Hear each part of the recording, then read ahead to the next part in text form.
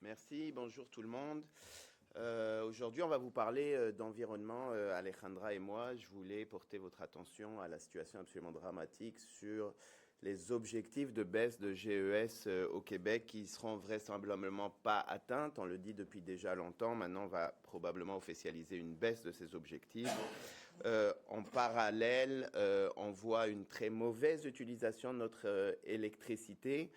Je rappelle qu'il y a déjà un an en commission parlementaire, il y avait tous les chiffres qui pouvaient nous prouver que dans l'allocation de l'électricité propre du Québec, où 25% devait servir à du développement et 75% à des baisses de GES, les 25% ont déjà été utilisés, les 25% prévus en 2035, là, dans les cadeaux et promesses que M. Fitzgibbon a fait aux multinationales étrangères. Et maintenant, il y a maintenant un mois dans la nouvelle stratégie où on investit dans l'armement et les centres de données.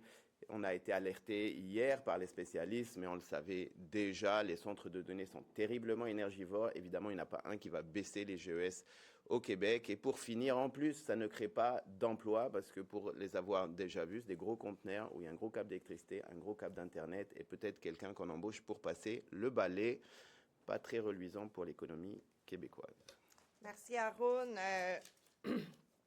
Mardi, avec la mise à jour économique, je nous rappelle qu'on vient de vivre le plus grand recul en environnement avec la CAQ. 2 milliards de dollars qui sont partis en lutte au changement climatique. Je m'excuse. Donc, c'est le plus grand recul. 2 milliards de dollars qui sont partis en lutte au changement climatique. On voit déjà la levée des boucliers, les agriculteurs qui avaient besoin de cet argent-là, de ces sommes-là pour faire des projets, pour atténuer l'impact des changements climatiques, les municipalités qui avaient besoin de cet argent-là pour les plans climat qui vont pas être capables de réaliser, les sociétés de transport qui avaient besoin de cet argent pour améliorer les transports collectifs. C'est 1,8 milliard des fonds d'électrification qui est parti, 200 millions dans les plans pour une économie verte, 2 milliards de dollars qu'on n'aura plus en lutte au changement climatique. Et je nous rappelle le contrat social qu'on avait, puis ça inclut les entreprises, ça inclut les consommateurs avec la bourse du carbone. C'était que si on payait un peu plus, bien, cet argent-là allait directement dans des projets et cette affaire-là est finie parce qu'un peu 8 milliards, le surplus, ne va plus être utilisé pour la lutte au changement climatique. La CAQ brise ses contrats.